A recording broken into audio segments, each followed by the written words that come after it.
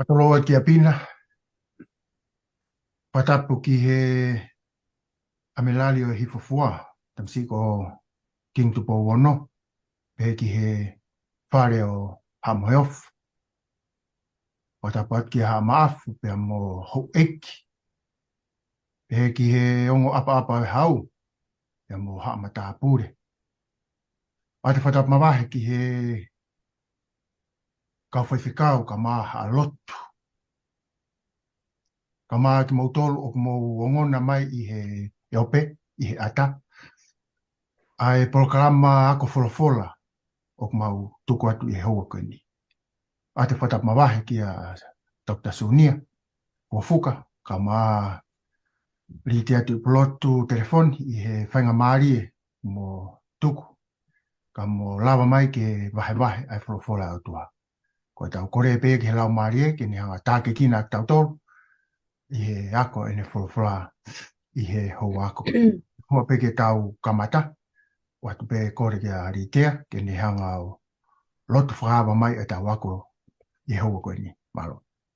Ke tau lotu. Tamai mawhi whiuna mawhi whaamaloga te koe. Ngai ofo me tāpu ako toa pe u mau lawe mo nuai. E ngai tapa ke he keho e whumama koe no mau iai. I wike koe ni te mau sio ai. Ke ngai whounga. Ai awhiona ki ho mau wā o ki mau tolu mo mau ngai Kaunga'api. Eiki omika ki mau tolu ha atamai fietali. Ha atamai o ku maama. Ke lava ke mahino ka te mau tolu. Peka ke ngata pehe ene mahino. Ka ke mau loto foki. Ke mau mo uia ke ngai mea mau wako. I he wike ko toa pe. Whamalo ka te ko i he mea ko toa pe. Peka ke kau i he ako koe nu amana ke whai a sisko aska mau whamu ui. E meni. Amen. Whamalo atu ki he lotu whamawhana ko tau. Kamata aki ai hua ako o e hua koe ni. Waka kimo ke tau wau ki he Lesoni hono fitu. Oku kore ake te moa ke mo whai maha mo ki i whamanatu. Ai Lesoni kon ko tau situ a mea ai. Hangahi le le, o hangahi mea o tonu ke whamanatua. Unga ke na kaunga alwhakataha pia mo e ako Lesoni o e wikeni. Ai ko kore ake te koe Litea ke kamata mai pe. Pia toki hoko mai a Sunia. Malo apito pila whenga mali e. Ko tu peke to atau ki ko ni ka toki whakakato mai e he toe tā e whakamanatu mehe Lesoni ko osi. Ko Lesoni whako ia whakahama ka tau ko kono ulu whoki ko e motivation and preparation for mission. Ai ko e ha ai makatu unga ko e ha ngahi whakakaukau me mui. Pe ko hono pe ko e makatu unga o ha whahinga mea o tau whai o paupe wai uhinga. Pea koe halewa e tau teiteu ki ai. Sai koe Lesonia, maha lawe si i pepe, i kai ke lawe ke konga koe ni, te wahe atu au, ai mea ko mana tu i he taimna ku ako ai, a Lesonia nono. Ko sio ke mo ui koe na e palahame. Taim koe na e ui ai, e eiki. Na e ui e eiki, tu upea e palahame o alu lewa. Na rai toi whehu i e palahame ia, pe koe ne alu ki whe ia, koe hae ne mea e whai, na tu upea e palahame o alu. Ai koe mea koko ma me Lesoni ko osi o ne omi ai koe whakaukau ke alo te whekumi ke tala noa konu e palahame. Tala mai i he taimu tau lotu ai mo nofo ke he eiki. Tala mai o ku alo ko taimu te tau wa wai ki hono whai e ni Ngaue. O ke pehe e hao te tau hao. Kau tala mai e ni. O ku ia te tau tolu kau tau fie whai mo oni ani Ngaue. O ku ikai ke tau te whakaongongo. Pe te tau whai e excuse ko lotu, koe ke koge lotu, ka koku taimi ko tari mahe eiki, ka pehe mai ke te alu, pe taimi lewa ni iho tahangata tō Ngaue aki fo ilea koe ni. O lewa anke u toi lotu ki ai. Osi a koko osi ene, taimi lahi ko tau lotua. Ko Lesoni ko maa koe mea e parahame, na e tuu bea e parahame, ma vahe me fuu nofo anga na e fonu, e whainga taa pe kono ue taha, ai ngai whakatau ele na e lahi au pito. Wheitu, pāpeliane na e nofo na e tupu iai. Pea koe poino no os whakausi, tara mai hen, ka Paula te tau tō, pea tau tūki orunga, o ku hanga e ki fai to ton pe a e ki o puke mea ki taua pa ni hanga lewa o fai e tohi ka senes fai tanima ves ulaki he ono o ko om whakataha ia pa moe mea o ko manatua me lesoni ono tala mai heni ko e tuia e palahame na ane whaka ai ia kene tala ngofua ka ne tu o alo ai ko hale vai tau motivation ko ngai fo ngai ko si ako mai fu lesson goni tala mai ke tau ofa mo oni pe ko ke ngata ia ngai ke ngata ai ko taino tau alo ko tau alo ka ngai whaka amu o ku ko pe ko ha ambition o ku ki ha whainga maari whakai mamani ta mai ke ona tau whai i meheka pe ko whakata tau tala mai ka tau alo ko fonga tau talake popoaki ko tui ko mo ia e para me ke te au ni whakamanatu me ai ai whakaukau ko ia malo apito pila Malo, Sunia? Kamalo atu Viliami ai taitali o mawhana oka mo to fine kuni he hoan Litea ia e whiwhia lahi a te au ki kauwhata mo ki moua he hoan kore pe mua ke uku whanga atu i he ngai whatapu o kamata ake o kalamani ta mo ka whenga maari e ke whata talatala noa ki he ngai whehui o ku amanaki ke tau ke wholowholo wa manake tau wahewahe hoani ko e lesoni hono fitu e lesoni weekend. Ka pau te tauhanga paki e ulaki lesoni e no lesoni ulaki mo e lesoni hono wa tene tari e whehui. Ko haa misiona e tua kia te koe pia moa. Ko haa ni misiona. Ko e lesoni ulaki e pa mo e lesoni hono wa. Ka pau te tau tānoa e lesoni tolu mo e whaa mo ni ma. Ko utui pia ka haa whehui te tau to'o mi ai ko e whehui eni. Ko haa uhinga o ku whiehanga he o tua whakakau koe pa moa he ene misiona. Ko e whehui ia. O whai e koe o tu ngahi uhinga i he ko haa uhinga whakakau e tau he o tua ke misiona. Ko e lesoni ko ni ko koe o e wike kua o si.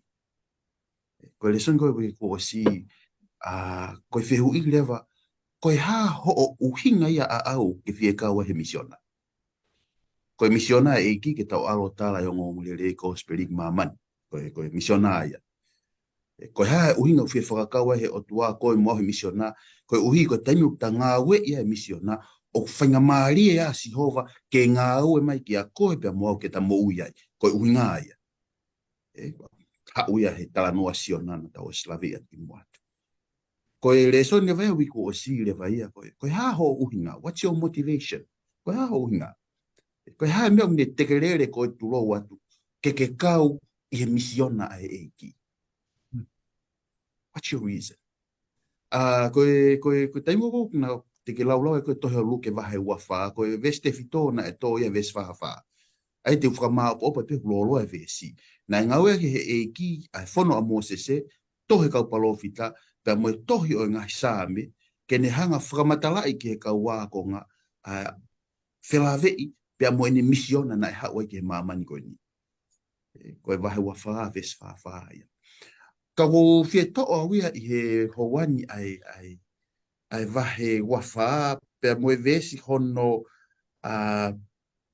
nima noa ke he nima tolu, ka te tō whamamawha nima ua, nima tolu, pehe no lau. Pea ne tataki atu ak nau tolu o au ki pētani, pea nā ne hiki hake hono nima o tāpua ki ak nau tolu. Pea i loange i he lolotonga ne tāpua ki ak nau tolu, na i mawahe ia mea te nau tolu, pea fua hake ia ki he langi, koe whoki a sisu ki he langi. Pea nā nau hū ki a te ia, pea riu mai ki Jerusalema i he fia la, mo nau nofo mau i he whare lotu lahi, o whakamalo mo whakawhita i ki he otua, amen. Ko whakaosinga e vesi. O ko fie talanoa ki he fia o ko mau ke kalistiane. I he taimi kune a o si ai e whiohi ka mo e ko si sukalaisi. Because ka poe te u eke he ahoni, me ani nai koe ke ta ilo a misiona ai e ki, koe tari kai i kai o tau ilo e misiona. Me ani nai koe ke tau ilo tau toluia ai uhinga ki tau kawa he misiona, tau ilo lere, na e ofa mai e ki ka te au, na e hifo pekia ma aku, pea nane huhu i au, pa i he whakamalo ia mo whakawhetai, o totonu ke o alo o tala ai ko speli alangi. Pea ka palo e te tau pihe mea ni ke ha o iwi ke whai ake Ngaue, o tala mai pe toha mari o wha, na e hanga si iso tala ofa ka nau tolu, ai hifo hifa lau mari e maanyoni ke hoko ko nau tokoni. Koe whe hui lewa, ka pau mau katoa alangi, mo ngahi tokonaki ko ia maau. Koe hae uhinga koe ke takau he misiona. Mau mai mo ne whakawhe ke kau i he ne misiona. Koe hae uhinga. O ko tui pe ko tainu ke no whai sio he vesi na whakalau atu, o giai whaina fia i he mo'ui, i he tainu ke whio hea mukalaisi.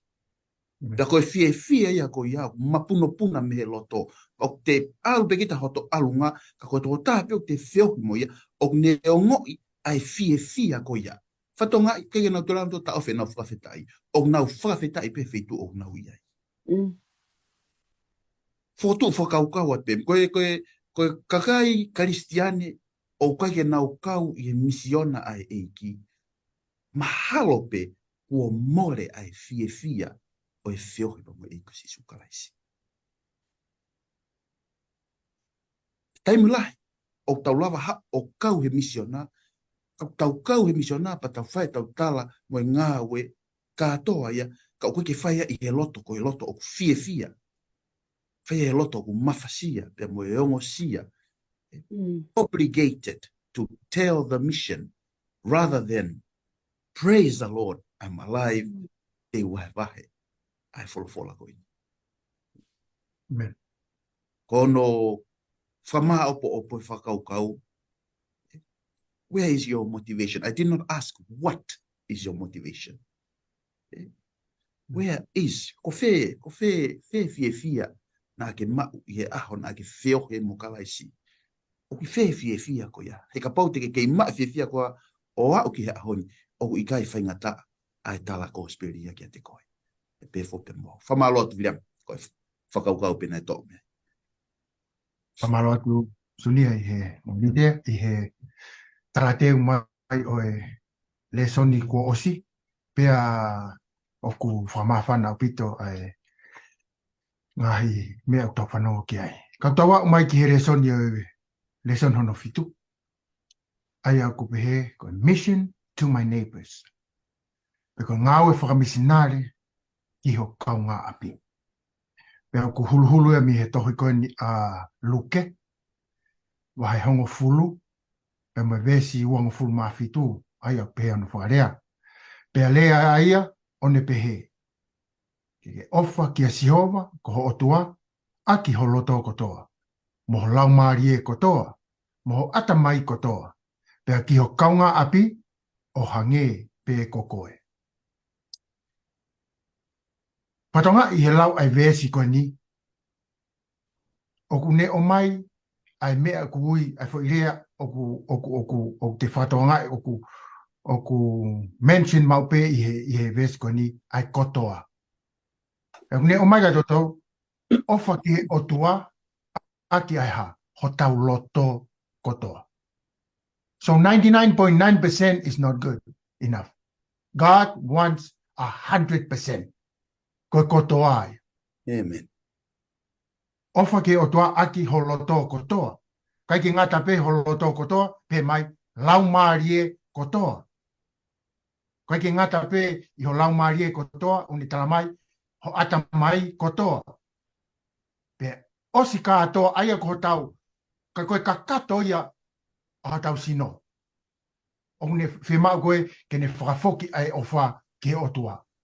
Ata mai, lau maarie. Pe osko ia pa ne tala mai, pea ke ofa ki ho Kaunga'api o hange pe ko ofa ki a koe.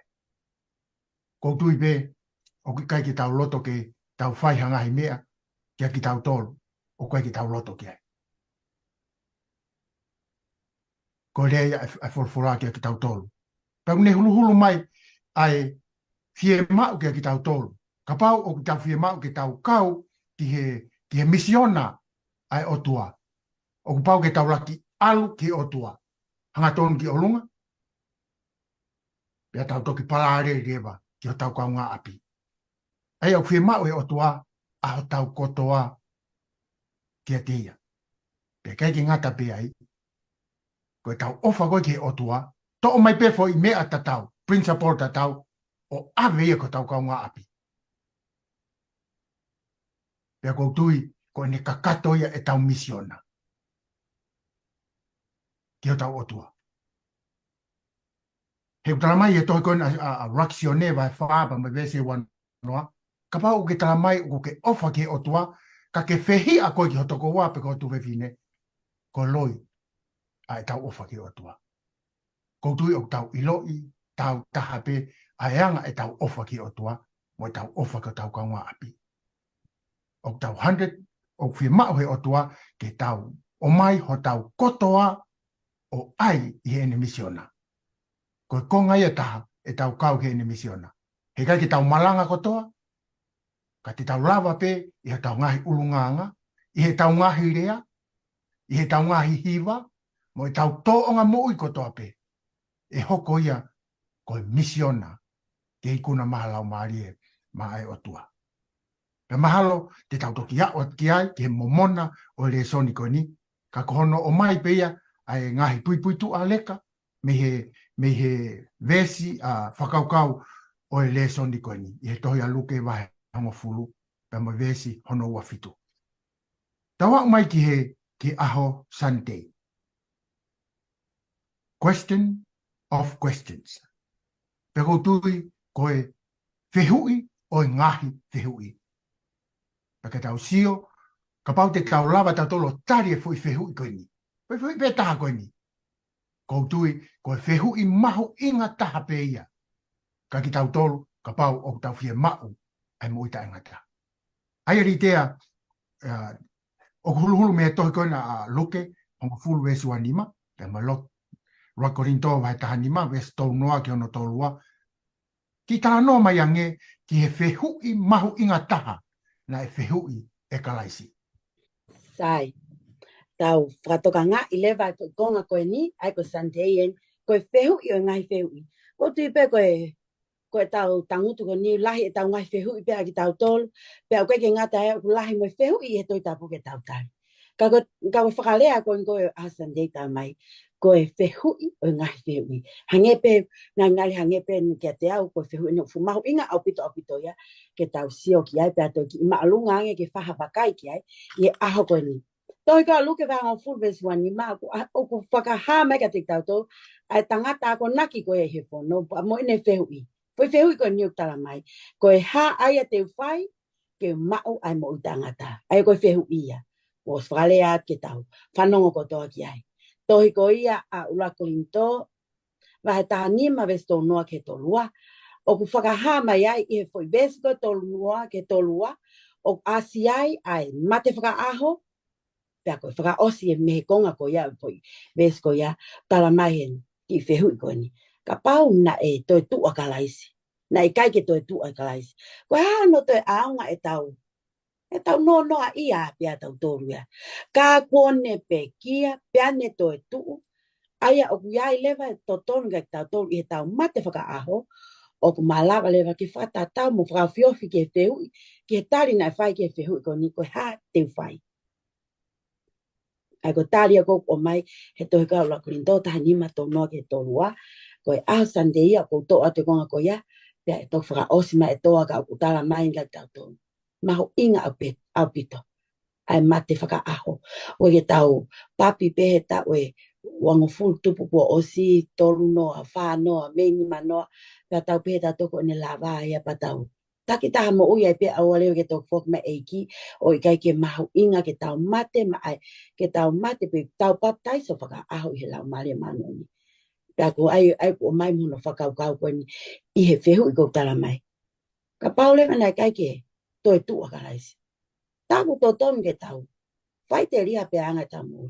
Ka na e pe kia pea ko toi tuu. Pea tō tonu mo tau mo ki taua. Ke ta ilo ua manak whakamonu ia.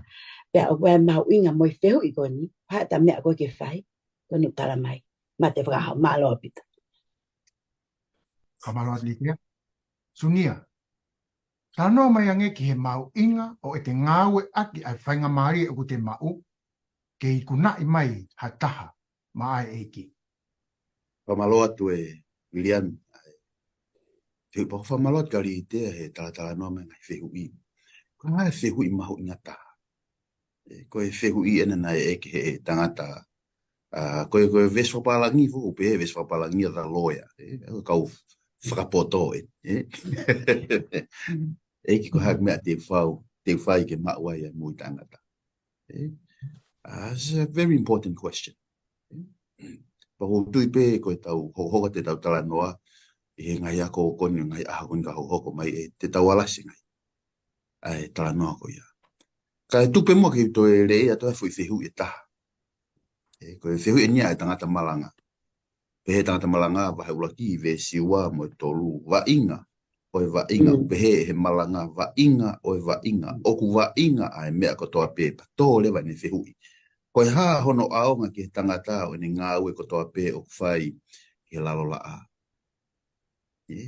Pau wa inga mea kotoa pe. Hai au. Se misi vai wha ve stafa. Pe hono lau kauku I kai te mou ilo aia e hoko a pongpongi. Koe haa ho o mou mo ui. He koe mao ia haa mai o fuoloa siipe. Pea mole atu tewa. Sa me tau hiwa ve sfa. Mahu inga ai taimi. O I kai ke tau ilo ai a pongpongi. Pe he sihova. Ke whaka ilo kia te au hoku ngata anga. Mohono whakafuafua hoku ngahi aho. Pe koe haa ia. Koe uhi ke ilo ki hono lahi. O iku vai vai. Mo ilo iku vai pe koe mo uihe ngai aho niu. Ua pe koe tengo te eke toha whiu I koe ni. Viliami ka pau toi hao tau e hiwa noa ke mo ui ai. Koe haa ho mea e whai a pongpongi. Pau toi hao tau e hiwa noa. Koe lolotonga ko ho o eke whiu koe papa te leia ta taha whiu koe ni. Ka pau te ke ilo toi peho a taha ke mo ui ai. Koe haa ho mea e whai I a taha koe ia. Koe tāri ke ngofui whiu koe ke he gehepe. E koe tengo ke nofa whakaukau ki he aho e taha. O ke whakaukau lewa koe haa mea mahu inga taha. O totonu ki whakamoreke a taimi I he a taha koe ia. E tengo o tau nofa whakaukau ke tau e hiwa ngofuru. O tau ai noa ia ke I toi lahi petai. Ka pau waha whaahinga kuonga o tau mo ui ai. O ne ako ni kina ki tau tolu ke tau tokaangi kina ai ngahi mea o whakamoreki ke tau taimi koe kuonga ia koe. Kuonga koe. Tau nofo I he kuonga whakamisi. O koe ke te aha Ngaue ia e tu uloa o ta ngata. Ko Ngaue ko hikuna lau maari. O koe te aha Ngaue ia te tu uloa o ta ngata. Te ke hikuna e lau maari I maman. Te ke alu ki lami. Ia e kalauni mo ngai fetu. Koe pare ngau tolu. O kuna whai Ngaue. Pehe si isu to ya sione vahi waves wha. O totonu ke whai ai ngahi Ngaue o ia na ane whekau wau lolo tonga ene kei aho. O gai aho hau e po uri. O I gai te wha Ngaue ia. E taimi koe. Koe taimi e. Kamata whakamui lau maari e. Koe ke kamata ia te tuu atu he tu unga malanga o rea mi ai. Kamata pe motolo to whareo. Kamata toa ruelu atu ai. Koe taha Ngaue te mahu ingangi ai. Ta koe whakamui lau maari. He koe Ngaue koe ia. Hono fua mo hono ola. O koe ke ngata ia he maamani koe. O tolonga ia. O haku peki eternity. Malovia.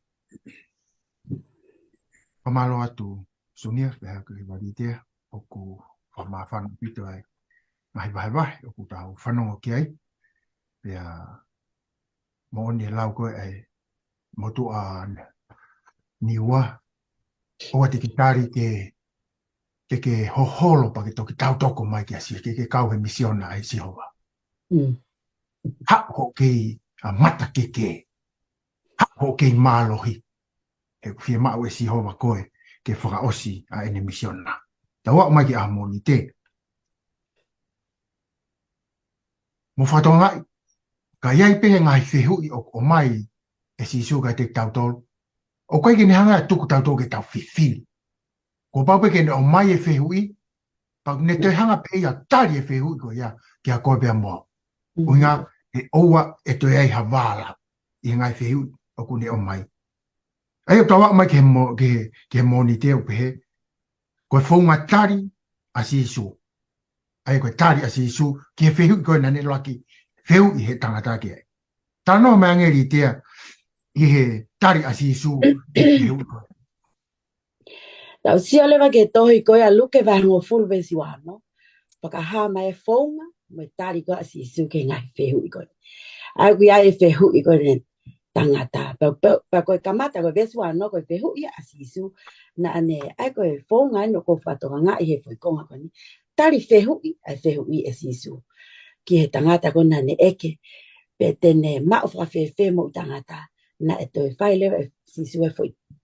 Tari ko ni aki ai whihui. Luke vai hango fulvesi wano koe ha aia oku tohi i he whono. Pea oku whewhe ho o lau ia. O pehepe kono toe miliu pe ta. E lawa peke pehe sisu. Koe ha mea oku mahino ki a koe. He oseangi ho o lau ai whono. Pea i he toi koe maati wahe wano.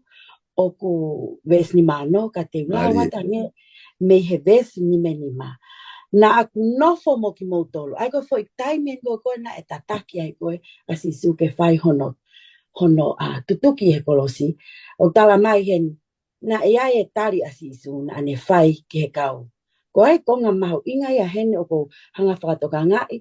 Aia oku. Koe tari ko nina e kai ke whai ia ki he kau lo maa.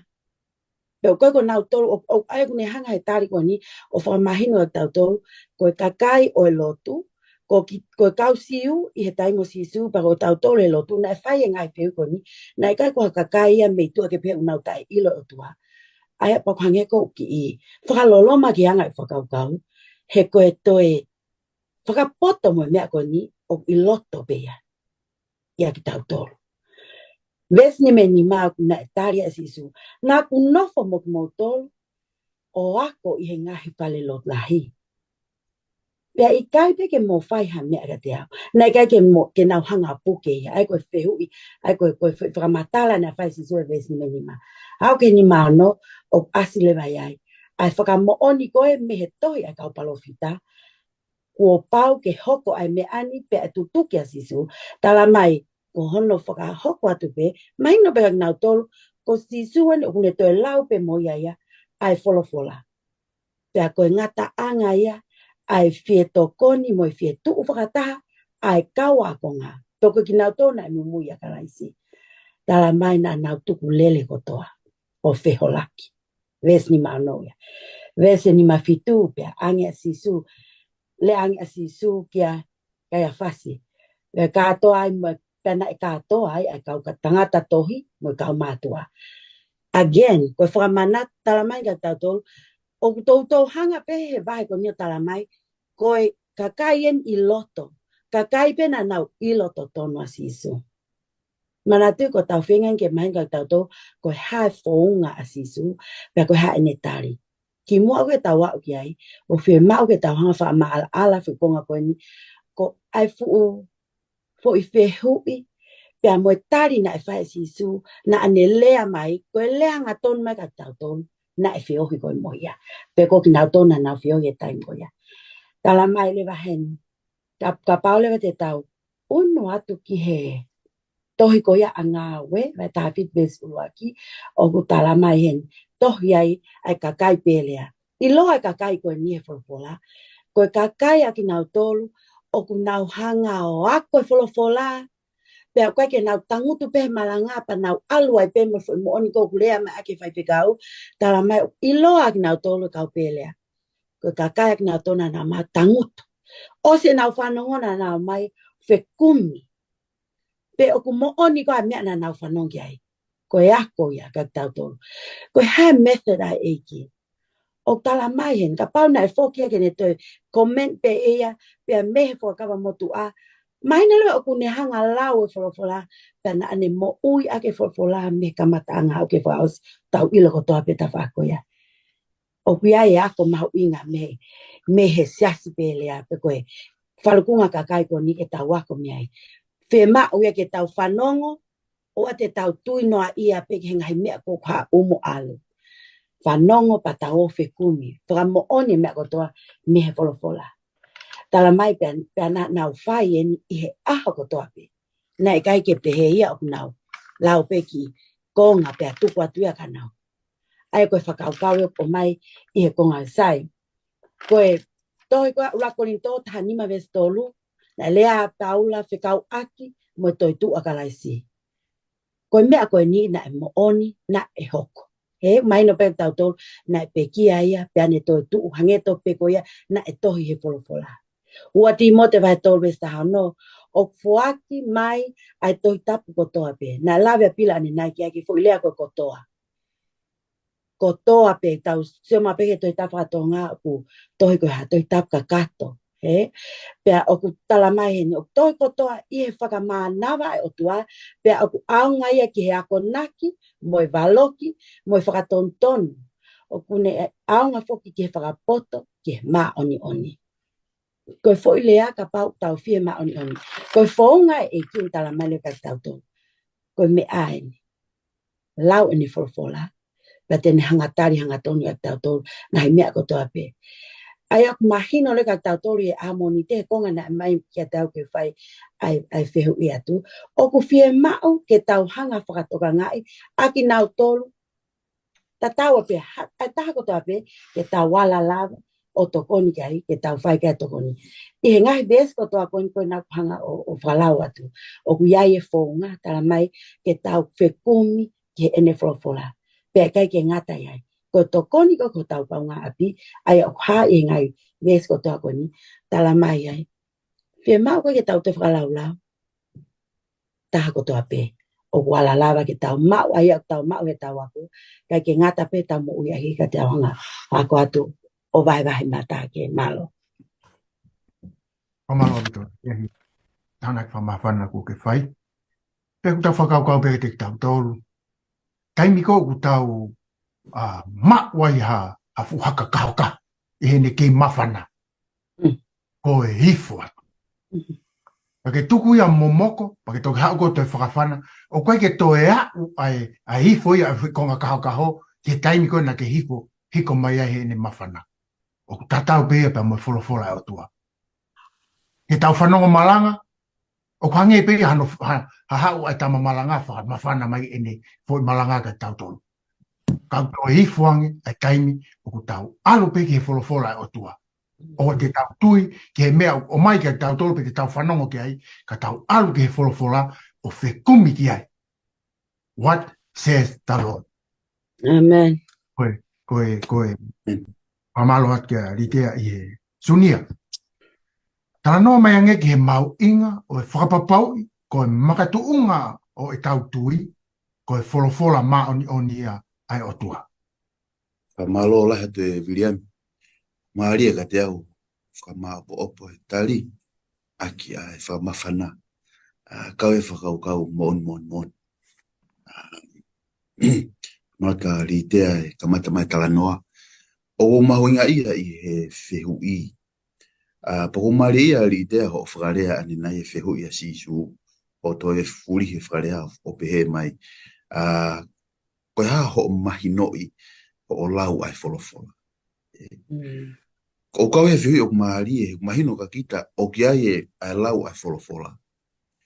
Pau hau e toko tako o lau koe ai wholofola. O te epe mone mahino i e ia ai lau ai wholofola. Pau mahu inga he taimi koko tau tala noa e whelave i pa mo wholofola koe makatu unga o i kai whepake wholofola si honga. Koe taimi o te lau ai wholofola. Pa ia e te whakauhinga pa koe te mahino e wholofola o ku tō ki tua me kakato o e wholofola. Pia mahino lewa ka kita o koe ke hala e wholofola. Ko e te whakauhinga mo e te mahino o ko hala. Ula ko linto vai tolu ve siong fuge tahani matu. Mo ke ula watu. O whatatau mo e ofa e o tua ko fuaki kia te au ko ai ai tu unga o ngari mo e tu funga poto. Pea o whotu ki ai e hatoko taha. Ka ke takitaha wakai pe u whewhe i ene whokotu ki ai. He o ikai hataha te ne wha ai hatu unga kehe, ka ko ia pē kua ai ai ko kalaisi. Pea ka pau o whokotu e hataha ki e tuungani, hakoula, pe siliva, pe ngahi maka koloa, pe koe akau, pe koe mohuku, koe te fito i kaho, e whakaha ai ngaue, ai kakai kotoa pe, taitaha, koe uhi, e whakailo i he aho koe ia, koe uhi e whakaha ia e he afi. Pe e ahi e he afi ai ngaue, ai kakai kotoa pe, koe hahonoa ngā kapau e tuumau ai ngaue, ai aku fuatu e hataha, tene mau ai totongi kapau e vela ai ngaue e hataha, e masiva ia, o hoko te lau ai vesi. Peke hanga whamamawhai atu ngai mea whamatala he apostolo. Uaki, ko mau e makatuunga. Ko e makatuunga ko sisu kalaisi. Pati o whakarea, ko e wholofola ke lau, me wike kua o si. Tohi a sā me, tohi a Mosese, mo e kau palofita, tāna katoa ia ko e tohi tapu ia he taimi a kalaisi. Ko whukawa motu a ko e tohi tapu ia na ngawe ke kalaisi ke whai e ne whakamatala. Whakamatala e kalaisi, ko e wholofola i e whukawa motu a tuhu katoa peka kalaisi. Peka pau lewa o tonu ia ka kalaisi, ta ko e wholofola ai whuakawa fo o aingoko o ta klau e taua. O toi tuhu katoa pepa mo ia kia hai. Kia kalaisi. Peka pau lewa o te lau e wholofola. O i kai koe maka tu unga ko si su kalaisi, o i kai ke hala e wholofola, ko kita e uhala. Kita e uhala. He mai lewa he pau. A pau lewa kua whokotu ai maka tu unga ka kalaisi. Ko hau Paula apostolo, ko hau moha langa i e whakawai ko kalaisi. Pau koe ko hau pe, ka ku langa i pa moe kauha. Apostolo, to e langa e kau palofita, o nau langa katoa i e whakawai. Pa pehe mai lewa e Paula.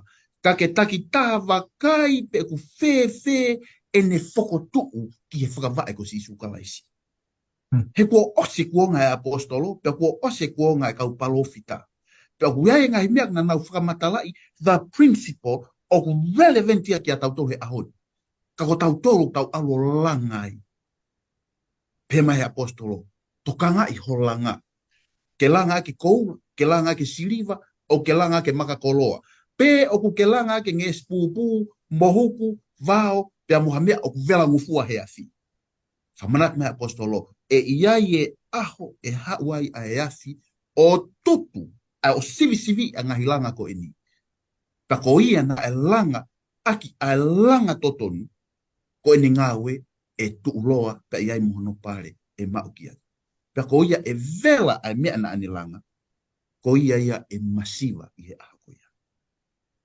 Kono whakarea taha, kua mau a e whakawai. Pea te hau kau apostolo me kau palofita o langa i whakawai. Pea ko koe ni mo au i kuonga ko eni o ta te hau mo taua o langa i whakawai ta taupe.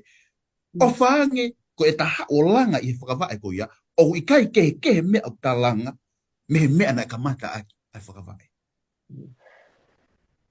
Ka pate tau tala noa ki e Sapate. As an example. Ko e Sapate na e langa ai Sapate he ngoi o i teni. Pea ku kei lere pe Sapate o au ki he ahoni. O te ki ai di liu ai maa oni ai Sapate. Tauhi ai Sapate ke maa oni. Me tou tangata ki he tou tangata. O te ki ai ke li liu ai maa oni ai Sapate. Paka iai pea toko tahia ko hau mwane whaka uhinga o toia ki tua me maa oni ai Sapate. O ku hala ia i he langa i he maka ko sisu kalaisi. Pe o pehepe, hangai te fito i tui, te taurere atu o wheloat muia.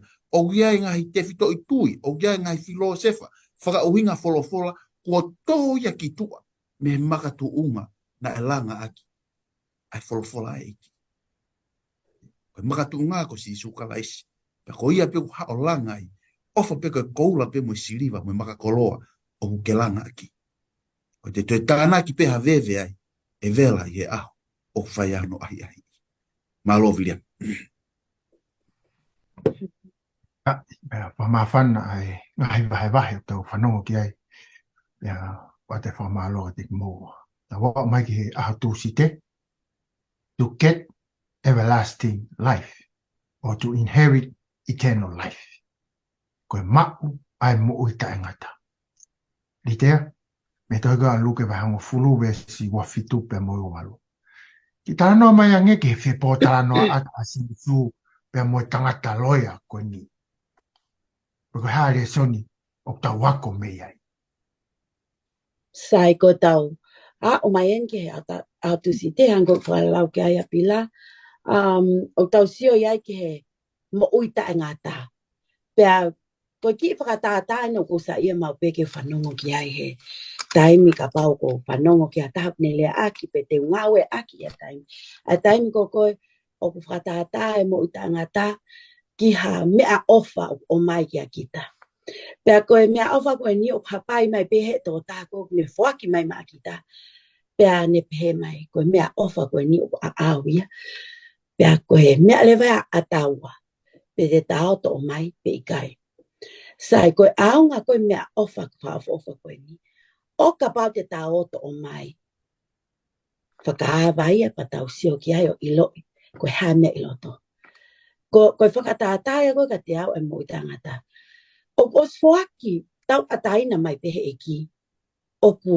ikai ke iaha no totongia ona ka ikai ke hoko ia ko ha aku ka pahe kai ke anga e au o to o mai ia ko to o mai ko lea ngā ue ia i he vesi ko ni o mai ke whaia tona lau luke vango fulu ua fitu mo i ua malu pe a lea ia pehe ange ke ofa ke si ova ko o tua aki o lo toko toa mo lau maria ko toa mo atamai ko toa pe ko ki Hoku Kaunga'api o hangepe ko koe vesi ua malu pe a pehe eia ki a teia ko ke lea to tonu whai en pe a teke mo ui tali maria na whai he tangata whehu i whakapoto koe ni kia sisu na ne tali koe ki ai e kia tali sisu e ne urak whehu i na ne talang koe hai mahino kia koe hanga lewa tama koe ni o tali e whehu i o ne wha mamatala na slau pe pila ves ko ni ki mua e ka mata e tawa koe Lesoni pena e hai ai katoa o kai ke toi whakakonga katoa pea vesua walu tali a te sisu kia te o ne tarangi koe lea ko ke whai koe tali ko ke whai koe ni koe tali totonuia pea ke whai ia pea te ke mau e mo i tangata kia te au hangeko ki tā whatatahe ka mataanga ka Paula me kai ke hanga to o mai pea ke hanga ma uia ke te au ke ilo o a koe mo i tangata ko ia ke hanga tari ka kato ai me ako toa pe hangeko e vesua pitu foaki katoa hoku kotoa maana waiki foi e konga koe atu si te waiki lea maria tauanga main pepa no ia taimi kotoa pe tau hanga ha tau fo'o matike tika he mea koe whamatala folofola ma uveesi ilo toka te rine ko tau palopare ma ai tono no whakahoko koe mahino e ka te au me he veesi ko ni ko hanga o lau ko tui pe koe ai pe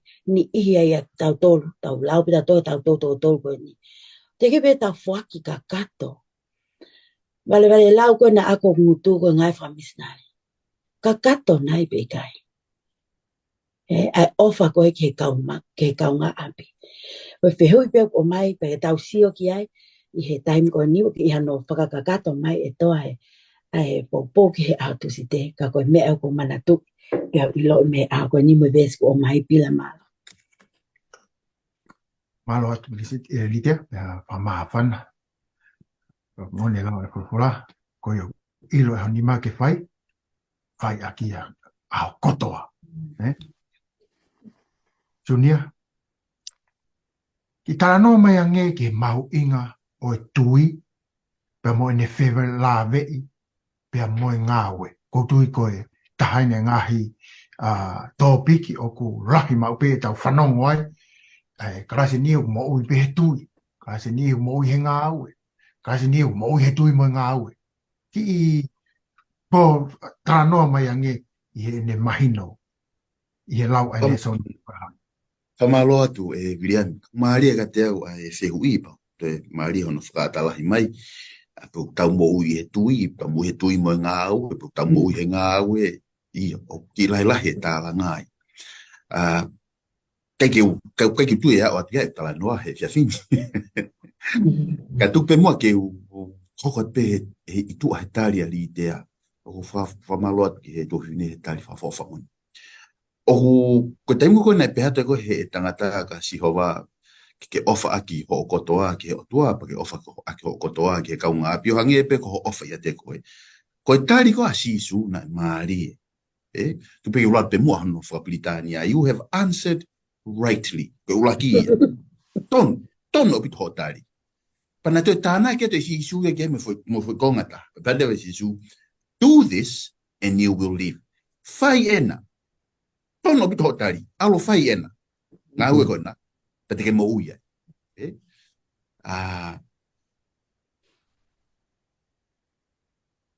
Ayo kono mo ni o taula pe o ton. Ton whakateolosia. Ton whakamatala. Ko e toe eni ke tau alo fai ai ngā we ke whakatatau ke whakamatala ko ia. Sai, o Maria o hanga ko whakatala he whehui. He ku kau e nia ngahi ka veinga o whaia he longoa lahi, he taim lahi, he taim tau whiohi ai.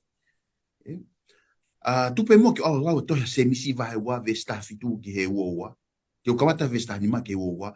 Te ulau watu e whamatala ai se misi. Pea ospe ko epa tu whae kia whenga whakaukau. Pe he se misi. Ka pau e te refua pea fia kaia i he aho kotoa pe ha toko ua pe koe tuo whiwhine. Pea pehe e homo toko taki ai. Alu of ke fie maarie, pea ke maafana, pea ke maakona, kai si te mo atu ki ai a ngahi mea o aonga ki he sino koe hāhono aonga.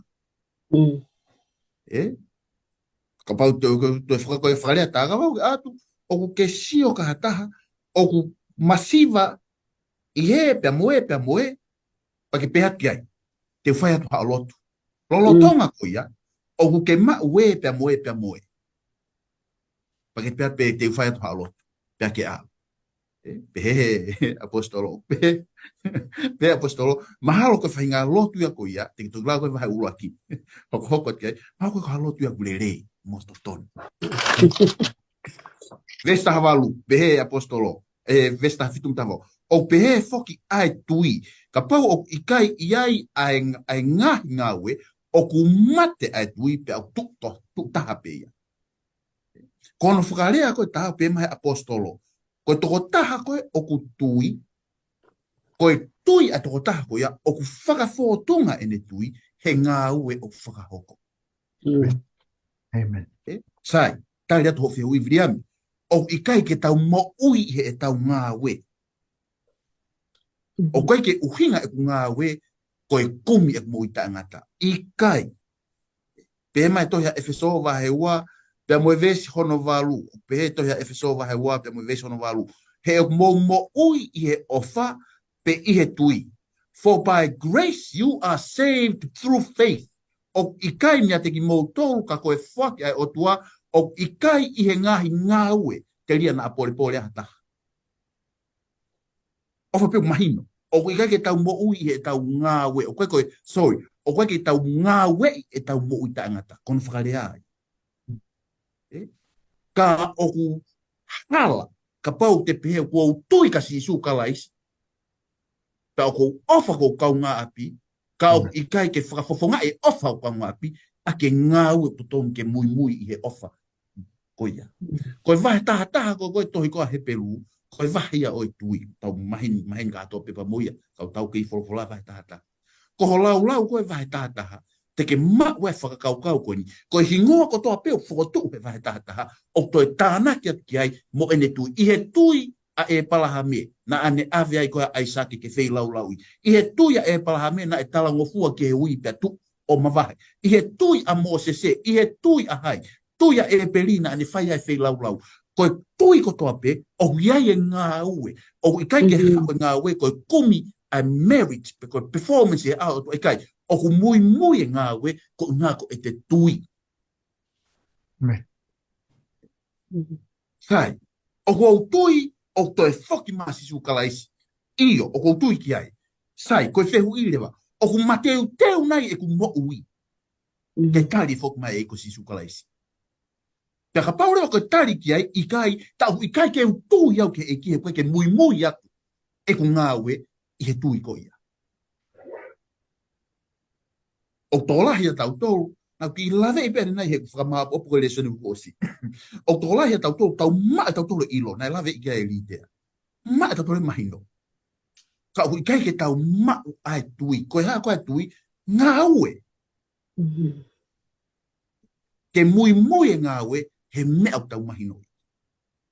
Ka pau tau tui o panaki ai aho ke whok mea eiki, koe ha uhinga o kai ke tau kau he misiona tala ni wholopola.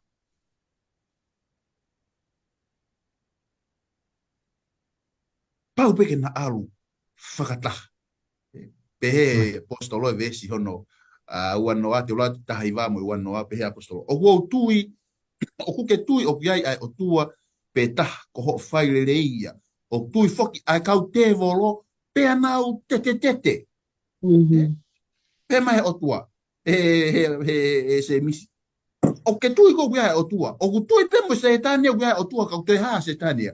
O ku taha ta se etania mene tui o kiai o tua pau te haa. To e tete se etania, o hinga kwa, he o toia se etania o kiai o tua. Ka pau na tau tui o kiai o tua, he kai ke tau ai noa ia. Ai lotu. He kai ke tau ai noa ia e lotu. Ka pau tete te volo guai ni tui guai o tua whewhea i koe pa mua. Hala mana wahe. Ka uku ke loto ke ilo, e tangata wale tulo watu koe tui tai iai ai ngahi Ngaue o ku mate ia. Pau pe koe kia Ngaue. Ta ku mo oni pe, you believe, mentally, you believe, theoretically, o ke tui ka hamea, ka pau koe kia Ngaue o mui atuai, ta u mate tui ako ia. Mate tui ako. Koe haa whela vei ai tui, pia moe Ngaue, mui at pe tala noa si isu. O ku mo oni mea ki tala mai, koe toi pen ke alo whai mea ki tala mai. Go do it, and you will live. Ka pau ke tui, ka kalais, mui aho Ngaue. Ka pau ke tui ke ngahi whahino ai wholofola, mui ai Ngaue. Tala ngofua ki ai, whai ai au tala mai, koe tui ia. O whai he tui, ai Ngaue ke mui i he mea koko wako i. Ka pau rea pehe lewa kalais ke taha loea pehe ka skia te ia. Ka pau te ke whai ia, te ke mo ui. Koe mo ui ia. Koe mo ui he Ngaue, ka koe tui ka kalaisi. O mui ai Ngaue. Malo Viliami. Malo atu Lautohi ka maa Litea i he ngahi wahe pa maa whana po mo whai me me tawako i he haua koe ni. Tawako mai ki he aho pule lulu. Loving others as we love ourselves. Ofa ki he ni ihi o hange ko ho ofa kia te koe. Litea, ka pau te whehu iat ki a koe, ke hangao, paka maa opo katoa mai e fo i toi tapo, mea se nesi ki a whakaha. Ko haa nei hao tari kia. Sai malo apito pila, ko tui pe e te tau he apito ka pau te whai a tari he, ka tau aluange peke wholaha nge koe ku o mai he tau ako me tau ki i sketch kon o mai ke tau ako me ai he toko tā. Mā tiu wahai waua vese tol fitu mo vese whanoa to ke ulawa pea tala sisu kia te ia ke ofa kia sihova ko o tua a ki o lau maari e kotoa mo i kotoa mo loto kotoa tol walu ko luaki pea ko e lahi ia o e whekao tolu iwa pea ko hono ua o tatau moia ke ofa ki o Kaunga'api o hangepe ko koe ves whanoa ko e whekao ni e ua o tau wai ai whono kotoa pe mo e kau palo fita. Ai ko spo mahina o pitu pe taria ki he whehu i koe ni. Ka pau e whakama apopo whakatatau ki he vesu o mai, o ko pehe, tok ospene tau lave ki he tui. O ko pehe koe konga mahu inga i he konga koe ni, koe fwelea koe ofa, pe koe mea koe ofa. Aia koe wholofola aia, kia te au, koe ofa aia. Nau tala mai hen koe ofa, koe makatu unga aia, o e mo oni kotoa pe, o kune hanga wahe mai. Tau tala noan ka sisu. Pea tala mahen, pea o kia tek tau tolue, ke tau hanga o wahe atuia, aki ai whaunga whakakaristiane. Ko teko whai konga koe ni koe mea ko tau osi, lea tu o lahi ki ai fui whakaukau kone o ku, koe fo I wahe koni wahe wa ve so fitu e whanoa o ku tau wai whono e ki. Whikau hongo fulu, whikau luaki ki he wha, ko ho tau vāia o tau tolu mo o tua. Ono ki hongo fulu, ko tau vāia mo tangata. Pea wahe le lei pea I he wahe koe ni, o tala mai mu a pe, ke tau ofa ki a Sihova, he ko ho tau o tua ia. Aki ho tau kotoa lau marie, mo ui, mo loto kotoa. Koe hono, ka kato ia mo mahu inga ia toi tapu ka kato kia te au. Mahino ka te au, ai ofa ka kato whahe otua. Pa kai huki ngalo I he. Ka pau tau whae no ofa kia otua. Tala mai e whaingo fua ka tau tolu. Pea mahu inga ka tau tolu. Ai ofa mo tokoni kia tau Kaunga'api. Ke loko, ko mawhanai ko tā nope ko ngoko labea. Whawhakau ma peki he. Whanau wako ko na ko Ngaue kia. Nai uia e ki ke wanga whamese niti ka nau to. Mea ko wanga whakatoko ngai taimlai. Tono no. Ke o mana tu I mua. Nai o mea ke o hao o whahe whanau koe. Pea. Nai mai e whonoia. O tau he ofa e ki. Pea taimlai ko fusi lao e ako. Ngalo lewa iau. Ke wanga whakatoka ngai ani. Pui tu a mo background e whanau e ni I. Oa o peke he Kaunga'api. Pea koe mea koe ko ngoi. He kono tala mai. Ka Paula ma koe. Whehu I hen ke wanga wha maa popo e whola mo e. Futohi matolu mo tu a koe ni o ko. Pole ake mo ui. Pea whamanatua o whaga te au. Koe halewa e toi mea o whai he ngai. Aha koe ni. I he te waki atu ke whoki maha tau e ki. O kou ke I hanga nā mana tuki. Koe mātu unga. Oi fola. Koe ofa. Koe a pe ko fe vai pila malo. Malo te koe I he wahe pa mawhana ko ke o mai ke tau puhia ko toa ai. Pea o kumo oni pe ai. Mo lahe tau whanongo I he kakai ni I. Ka o pe ke tau tolu. I he kai ngā tui. O tau pehe koe he kau e hongo fulu. O kuma mawha. Ahama tauhi. Ka tau toki ako I he Lesoni koe ni. Ka pau te tauhi aki pe ai ofa. A tau ofa ki he tau otua. Koe maa ato. Pea o kuatu ai mamalo. Sunia. Ko hana e uhinga o ku mahu ingai ke mana tu koe ofa ki he Kaunga'api o ku ne hanga o whakakakato ai whono ai otua. Ki tāna no mai nge. Whamalola he tu e Viliami. Koe ka ko whamaloa ka Litea ai e wahe. Wafofa. Pea taulavea ka toa pe to fin. Koe kai koe pe tau. Pavea ka toa pe ko. Pele yang pe tau mai whamatala. Hange pe koe loia. Moimoi atu. Ngaue ke moimoi atu ai. Koe taimi kona e talanoa Litea ki he. A ofa ki he. Otua a ki holoto kotoa koe. Ulakia o e whekau. Pea ofa ki o Kaunga'api hange pe o koe ua ia o e whekau. You know, o koutu pe o whemau ke tau mahinoi, koe whakarea, o ku tatau pe o whekau. O koe ke toi ke kehe o whekau. It's not optional. O koe ofa pe ke otua, pe tuangi Kaunga'api. O tatau pe o whekau, the ranking is what differentiates them. O koe ke o mamawha tatau pe o whekau, ka o mua e ofa ka Sihova, pea toki mui e ofa ke Kaunga'api. Koe whehui, koe haa uhinga o kuhanga he ofa ke Kaunga'api, o whakakakato ai whono.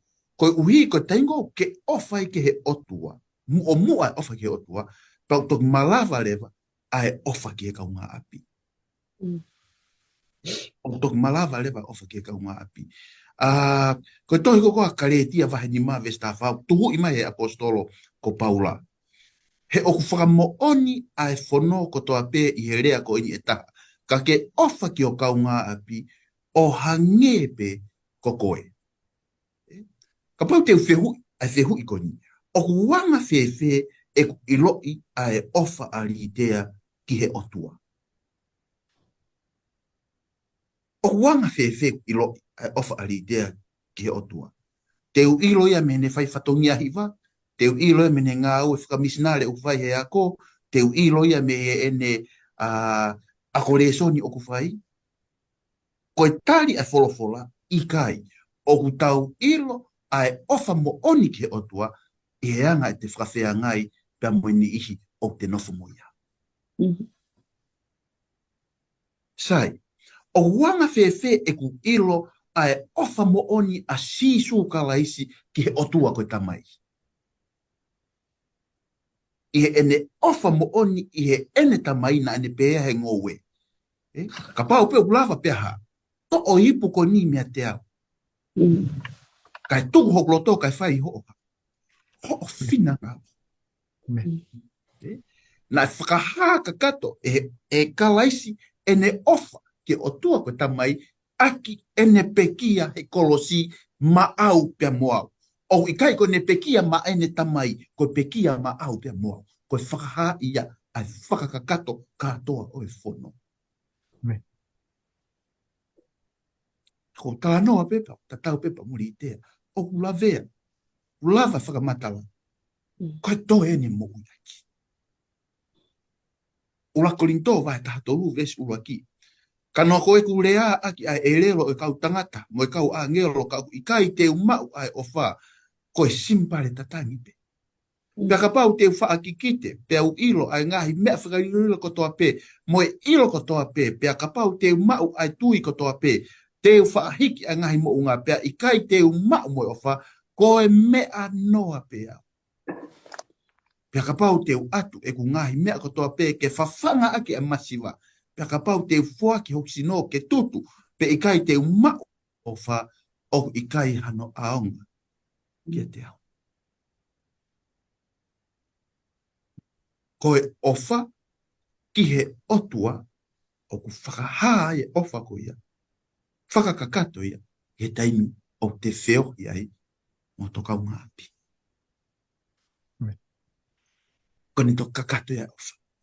He kai ke aha taha tene pehe mai ko ofa mo oni ka sihova. Ta e liriu e ne wheo pa mohono Kaunga'api. Both are the same. Koe ranking I pe una kehe ai. Mua ofa ka sihova. Tonu e ofa ka sihova. Automatiki pe whikaua. Ofa. E Kaunga'api. Whamalo atu ira. Whamalo atu ke tāna ki mahoinga ko tau whanonga. Tawa main ki he awha osiko e tau ako Lesoni. Pea neonga ne whamaa whana. Pea moe ngai wahe ko mo whai mai he hoa koe ni. Ka mango lau koe mea lere ko tau pe. Pau pe ke ai hanwhao mata. Tawa mata. Me lulu. Good Samaritan story today. Koe tarano o Samaritane lere koe ahon. Litea. Tarano mai ange ki he tarano o Samaritane. Pea mo Lesoni te tau hawa ako me ai. Malo. Ko tui pe ko tala noa, ko ni ko tala noa o ku fu mahino a pito pe ko ke fo o hata ke tala noa ko ia. Ka ku tau, ka pau te tau foki pe ki hano ki lele I whakawawe mai ke whakamanatu ka tau tolu. Tau ilo pe ko tangata ko ni na whanonga me se solema ki se liko. Pea na iai hono mo ua ke kaukai a. Mea na hoko ki ai na e ma uia he kaukai a ko ni o ta. Pea ri ake pe iai ke mate. Koe ki whakaukau na mai. I ene toko ni na takai mai whanonga ha ke taula e ki. Pea ne sio ke tangi mo toe. Mo teitei mate ato tako ni. Hange kou te asiri whamama o atene lue pea hoko atene whanonga. Hoko ake mo liwai te na ne whai e mea tatau pe. Tau ilo ko toa pe koe whafufonga, tau la iki koe whaiwhekau, liwai te kau tangata lotu. Kau Ngaue Fakamisinale ko ngau tolu, ko kau liwai ko ngau tona nau whai e Ngaue in the sanctuary, I he nofo ai kau I se rio nau taimi. Pau tau ilo ko toa pe na kai ke iai hanau whonua na e oange o tua he na ia hanau tofi a he ngahi feitu ko toa pe, o e feitu ko ne tahawa na e vahe ke ai hao isnei. Ma tau wao mai ke he tau whakakaukau ko tau tukurewe tau toka ngamu e tau whakaukau ki he tangata samelia koe ni. Pe koe samale tane lele I no tau wanga ke tau hanga lea aki.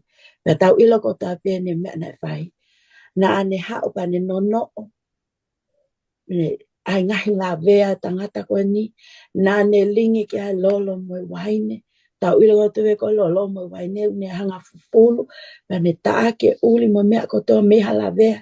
Ne nono oia pa tamane ne whakaheka ia. Ki he ne asi pe koe hosi pe koe ka meli na e whanonga. Pe ama na ne awele vai ke tarifai pon fale talifononga. Pe ane tauhi ai ai. Kai ke ngata pe ai na ane totongi. Pa toe talange ki he totaha ana e whare talifononga. Ka toe ngaue aki. Ka toe nofo tangata ko ni. O toe lahiange ne whakamole I he paanga ko o atu. Tānaki pene mo o te whoki mai ki hanga tota. Ko e tala noa koe ni. Ai koe anga tau sio ka he ahoni. Kei hoko pe mea tatau ia koe ni e tā ima la vea mi mate. Kei hoko pe hengai whetu lahi wa uki Amerikani. Ka koku whakakaukau weni. Mahino pe ai physical needs. O kuai e ngai pe mao whakaesino. Ai oku tau sio ai ke homelessi. O kuai pe ni ko tau nofo ne whanua hau Amerika. Ko tok sio pe mea ko homelessi e hau ke whanua koe. Neongo hau koe aku me whanua masiwa. Ai koe whi mao e ta. Whi mao e ta. Whi o tau ngaue anga. Na kulawe pe ke ane nai. Pea koe uhinga koe whakatara no ke ai. O ko lava le leia fo aki. Koe mea ko oku kai koe ke ula. Koe mea ko oku kai koe ke ilo e hata. Koe mea ko oku whelele aki ko atamai moku loto. E ku toi hanga atu au ki toi hanga au. O whakamau e haki toko ta.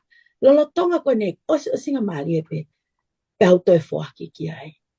Koe konga ko whelele awe ki ai. Pea kai ke ngata ai. Whelele wa ta whakwalau maari e. Koe tau tangutu e ne fu. Tai mi whai ngata. Hau e tau whanau. O to e nau mo ui. He koe ke nau lau na tō lea mai. A mea nau whemau. Pea kai ke lau e tau tōria. O whakalea atu ka nau tōru. Ke mahino ka nau tōru. O ku tau ofai a nau tōru. Matui fok tau ostala noa. O tau malava pe tau tōru. Whai ngofua ke tau tala. Koe mea no whemau ke tau. Fixe tau tōru eni. Ia koe tala noa ia koe samaretane. Na aha ua e tangata ta lotu. Mo ki nau tolu I tua. O whai e toko ni o mo ui e ni ihi koni. O ko ngau e peo ki ai. He aha kotoa. Whewhe ki whanau. Whewhe o ku hoa. Tau whakakata mau ki pe ki lea koni. Whewhe ke Neighbour. Ko tau tāna ko hoa. Ko whakahua ko whai. It's true. Ko tau Neighbour o whita hape. Aho tau ngahi hoa. O ku tau nofo mo nau tolu he aha kotoa pe. Ka aku nau ilo nai. O ku ke whai kotoa ngai me ani. He ku ke ofa. Pe aku ke tui. E iai ahoi whok mea e ki koe mea e au tau whai e ngai mea koe. Ai koe whakaukau ko o mai uka te au. Ngai whetu ke. O ku alo ku atamai he mea ke. He time ko lau e Lesoni. Pea mahalo peo ku fuu. Maybe it hits home. He ku whakakaukau I whakoni. Ke mea fōua e tau whanau. O ku tau ilo nai e whema wiwili o ku nau iai. O ku hai naha tau tahimi mo nau tolu. He tako ako nau tolu o mei mate. He vehala. Kau nofu pau hiva ki mamani. Hiva he fetu kotoa. Kau kai ke ila fowa siwa pua siuni pambea. Koe whakaukau koko o mai, whakalau maari e, o kuta ilo nai, o ku yahi e fie mao. Maa ki tau tolko ako toha ko e ni. I he tau ngā au e whai, pēo koe ko uhi ngā kuia, ke tau nof peta tolu hei na toko ni pe tau topa o te tau te tonga. Ko koe ko uhi ngā ia. Ko uhi ngā, na aku malava atua, pe fe lewa, e tau whanau e ni. Ko whakaukau pe ko atu toa, ka taku whakakata mai. Mamalo atu te i he vai whamawhana pia ko tui koe lau o ku tau rea ka ku tau lawe ko toa pe i he ngai whakaukau o ku mai he tau ngai ako i he whurafura. Pea ta whamalo ke Lesoni maari o wike koini me whai e no wahe. Ka ku Moni koe tangata la loea koe ni koe tangata. Tangata poto. Tangata mohupa. Tangata mohurea. Poto ilea. Pena os afio i pe e ki ia ai atamai bia mo loto o tangata koe ni. I hene whehui. Ono mai koe te tau tolu i e. Taimilai u tau poto. Ono whamatala o wholofola e o tua. Kai lolo tonga ko ia o tau hanga tau tolo tui fui ke o tau wala.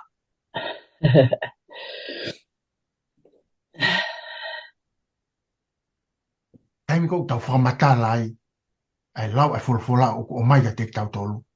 O pau peke tau mui whai to tonu. Step by step. Ke mea o mai wholofola ka te tau tolu.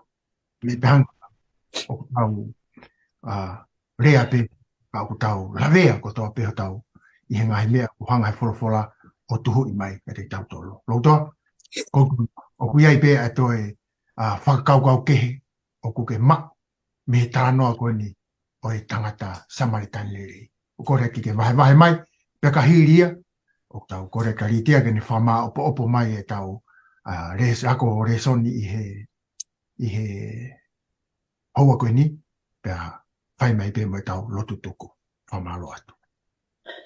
Whamalo atu Viliami, te hui wa whamalo atu ke tō whiwhinea e tāna ki whafofa. Maharia pite tāna ki e tala noa o e Samaritane. Tupe mua ke o whakawawave pe. Mahawhana pite tāna ki e Litea ka kuma e whamahapopo a Viliami. Ko tala noa ko Samaritane o tu e waha o tala noa e ua. Ula ke o tala noa ko whekau e si isu a toko fitungo furu. Ka ua ko ngā toko fitungo furu ke nao alo tala ke o lelei. Pea whekau ke nau alu pa ko e nau foki mai, pa ko e nau rea ni ka si isu e vesta hafitu. Pea na nau liu ai a toko fitungo furu i he fia mo nau pehe eiki. Ko vai a kau te evolo ke te ki mautolu i hua wha. Pea tari lewa si isu he vesa hono hua noa.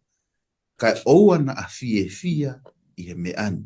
Koe uhi koe vai a kau lau maarie ke te ki mautolu.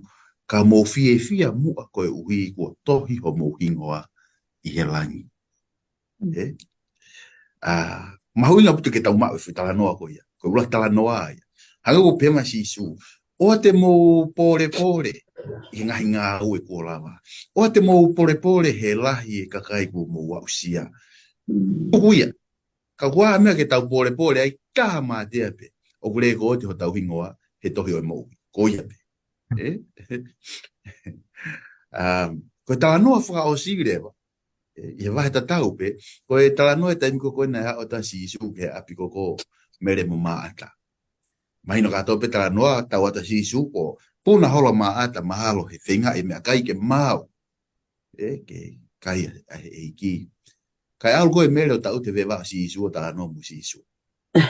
Kai whai atu pe ko koe tau to a mere pa mo si isu ma ko ita maata pe area trewa maata. Eki. O i kai te ke tokanga ko li aki au e hok toko wā ke Ngaue toko taha pe, ko ia ke wheka uia ke hao toko mai ka te au. A ves whātaha pe a tala a si isu, ke a maata o pehe.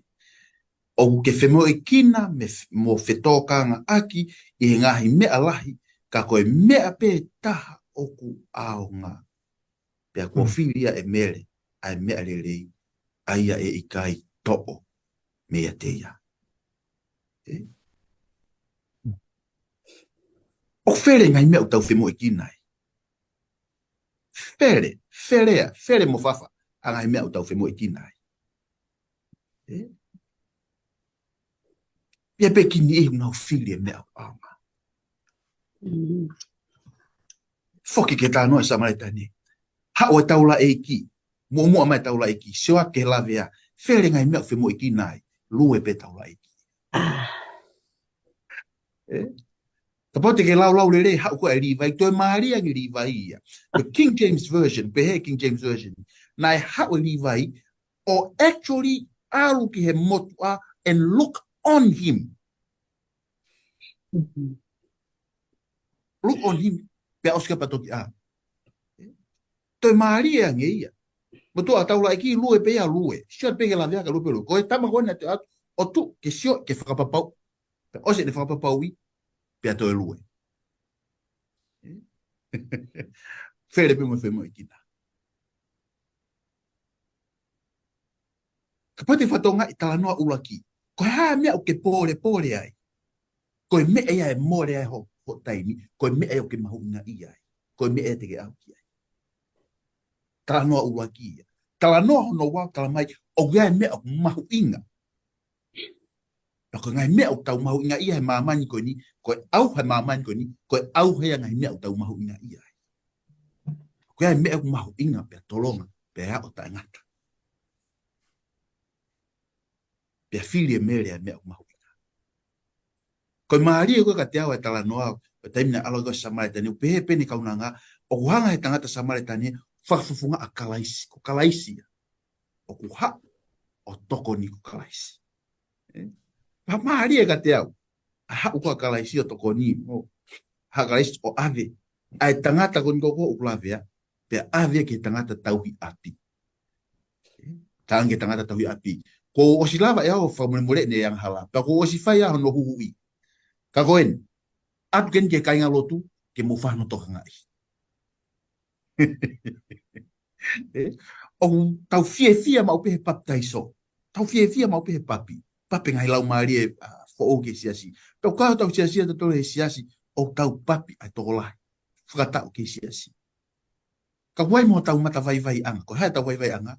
O tau lava e papi ai kakai ke funga waka. Ka o ikai ke tau lava e tau ke kakai ke nau nofo. Lata ke funga waka. Amen. Pe ka lai sko o slava huhui.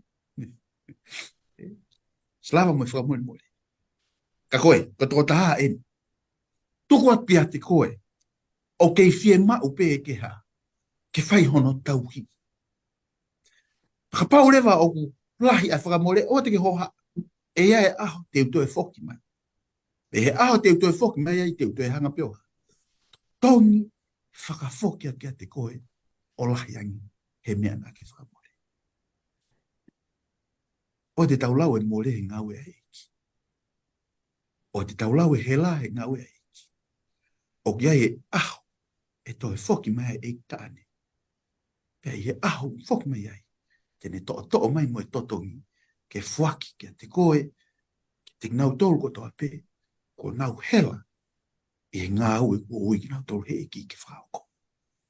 Whamalo atu Viliami tu atu ka Litea ke ne whai mai. Ai whamao popo. Malo. Whamalo atu Sunia. Tau. Ko pe ka Litea ke whamao popo mai. Pea lotu tuku mai pe tau wako. Malo. Malo apito ko whewha malo mawai ka kumoa. Ho mo mautai me mo whakakau atu awe tau ako e au ni. Pila pa mo. No toa. Malo apito e whai maupe ako Lesoni ko ni. He ko tui pe. Tui tae toi vei ua. O toko lahe kakai. O kunau maue. Tapu aki mo oni. Me ngai Lesoni tau ako. Lange ko whaalawe ki ai taim lai. Tau Ifo ia no tala noa e kau peteria ke o folofola tato te fito ka pau no tono no ilaisia lele me fe fine te evita kune a ene fe awa ki mo ngai me ko tape o hake na mo ui ka tau mo ofa eki o kai ke o hake tau mo ui ke folahi e o pe kai ke fa ata mai pe fa ngamari ke tau fai hako ke tokoni ke ki tau ton man I nau fie mao ko fa ma opo o Lesoni ko ni no apitoia ko me ene ok mau inga taka te au ko ha e misiona ki Hoku Kaunga'api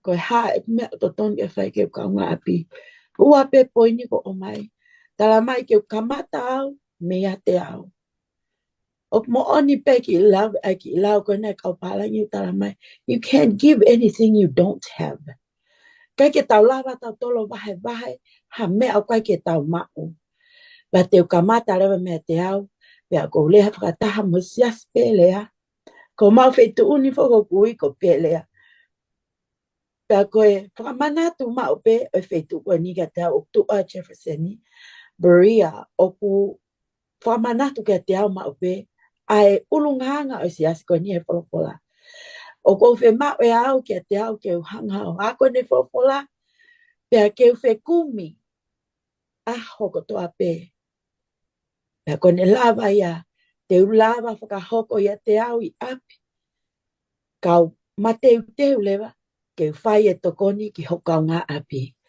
koe Kaunga'api o wikai ke toi whakalaulau ia koe Kaunga'api ko hatokoni o ku fie ma'u ki hatoko taha o ku la vea pe o ku ne fu'u fie ma'u e tokoni pe o ku tala mai ko ha mo ui ko tō lalo mo oni pe ko ki nau tolo nau fie ma'u e tokoni o amana tau hangau o ana tau fehu ia hange ko fehu I ko na fahe tangata poto goni ke fehu I whakapoto pe ko hatari asisu tene fai ke teia ka tau ha o pe tau to si o pe ke mea o ku whainga tāmaki ke tau wala hange ko lau alotoa o ku wawe apito pe ke ne foki me pe tene hawa to tonga tau to ko fe whaka osi aki e au ai tohi ko na matiu hata pe se ua walu ke to noa ves ilo ani no ko fie omi pe ke whaka ngata ake Lesoni ko ni he ko tui ka pau te tau whanonga mama o ai pe me eki he kai ke tau ke ma o ofa mo tui ke tau whakahoko ngai mea ko toko ni pa whakalea pe he ha o ke te awa mo toko to pe whenga mo mawhasia pe te whaki a fie maria ke te mo tolu to e kawe e kwa monga ke te mo tolu pe mo wako ia te au he o ko wanga vai mo nga malu pe te mo ilo a fie maria ki o mo lau maria pe sto noa he o ku whai ngofua pe e kwa monga pe o ku maa e kawe nga o ko tui e whai ngofua toko ni ke o tau ngai Kaunga'api ka pau te tau ai e tau tore ha monga e hiki ke tau loto tamai mamafa fiona ko mau lawe e ako e aho ko e ni mo wike ko ni la mau whakafoke mea ko tō peke a fiona ka pau kwa hato no whakaongo lele ia ke kau whanongo pea ke hanga ao li liu e mau mo ui ke mau lava a whakahoko ngai mea ko tō peke o ku mau wako aki pea koe ka mau whaia ko hinga ko ha whaahinga uhinga ka ke mau whai pe o mau tui whakapapau ko wawe ke whoki mai ke awe at mau topa ke mau mo I tangata pe mau tui whakapapau ko e o whape o malawa ke mau whai ai mea ko toa pe e ke nofo mo ke mau tolu whai tāpo ki na lau maari ko toa pe whanongo mai e o pe mau whamaloa ka te koe asis ko asa mau whamooi amen Amen. Amen. Malo mua kainga mo mea mai ke he ako wholofola o wani o whape ke ai tā pikina mo toke eki e toenga wike o kwa mana ke tau whanonga ia mo toi mea mai pe taim te tau he wike ka hau tau kau whataha pe e ako e wholofola wike ka hau malo mo mea